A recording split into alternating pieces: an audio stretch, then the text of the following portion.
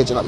তা এখন বর্তমানে সমস্যা হচ্ছে আমাদের যে এই মন্দির, এটা হচ্ছে পারিবারিক মন্দির, অমলান ভাদুরী দেখাশোনা করছেন, উনি একটা কমিটি করে প্রেসিডেন্ট আছে, সব ভালো, কিন্তু আমরা মন্দিরের মধ্যে কোনো দিন রাজনীতিগত রং লাগাতে চাইনি এবং রাজনীতিগত রং লাগাতে চায় না।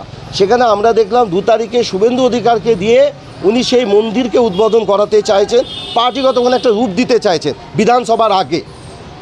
তা আমরা কখনোই চাই না যে মন্দিরের ভিতরে, পারিবারিক মন্দিরের ভিতরে সেখানে পার্টিগত রূপ দেওয়া হোক, কারণ শুভেন্দু অধিকারীকে দিয়ে উনি একটা ধর্মগত রূপ দিয়ে তিনি না বিধানসভার প্রচার করতে চাইছেন ইংলিশ বাজারের ভিতরে, মালদা জেলার মধ্যে।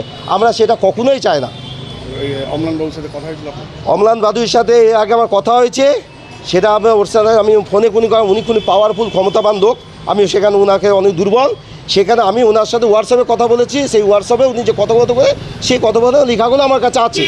উনি বলেছিলেন বসবেন, মিটিং করবে, আমাকে ডেকেছিলেন, কোর্টে গিয়ে ওনাকে আমি পর্চাটা দেখিয়ে এসেছি। তারপর উনি বলেছিলেন মিটিং করবে, 7 মাস ধরে মিটিং করেননি। বর্তমানে আমরা চেয়েছিলাম যে আমরা সেবায়তা যাতে থাকতে পারি, উনি প্রেসিডেন্ট চলাচ্ছেন, একটা ভালো জিনিস, এটা কোনো কিন্তু এই মন্দিরে রাজনীতি করা কেন রূপ দেওয়া হবে? সেখানে শুভেন্দু অধিকারী আছে, কেন উদ্বোধন করবেন? আমরা চাই উনি যদি অন্য কাউকে একটা ধর্মীয় না বাদ দিয়ে উনি যদি ভারত সেবা সংঘ বা অন্য কাউকে দিয়ে একটা উদ্বোধন করা হতো, তাও আমাদের আপত্তি ছিল না।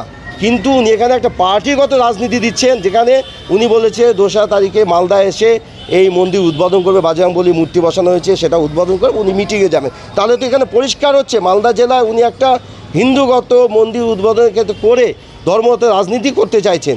যেখানে বলেন তো কি সেবায়তরা এখনও বেঁচে আছে, সেবায়তের কাছে জানা উচিত। যেখানে সেবায়ত ওনার সাথে কথাও বলেছেন, সেখানে না জানিয়ে এলো সব তিনি ক্ষমতার জোরে করছেন। বর্তমানে তিনি একজন উকিল। কোথাও কিছু জানানো হয়েছে, একবার আমার বাবা বয়ানদিকে জ্বালিয়েছিল মুখ্যমন্ত্রী পোর্টালে, তো 24 সালে সেখানে মুখ্যমন্ত্রী পোর্টালে জানার পর ডিআইবির ডিএসপি সাহেব উত্তর দিনাজপুরে গেছিলেন, উনি ব্যাপারটা দেখেছিলেন।